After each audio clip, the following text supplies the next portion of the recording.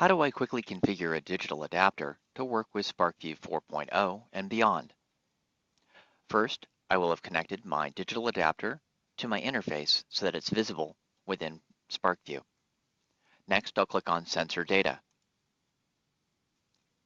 SparkView will recognize that I have a digital adapter attached, but to configure it, I'll first click on the gear next to the digital adapter.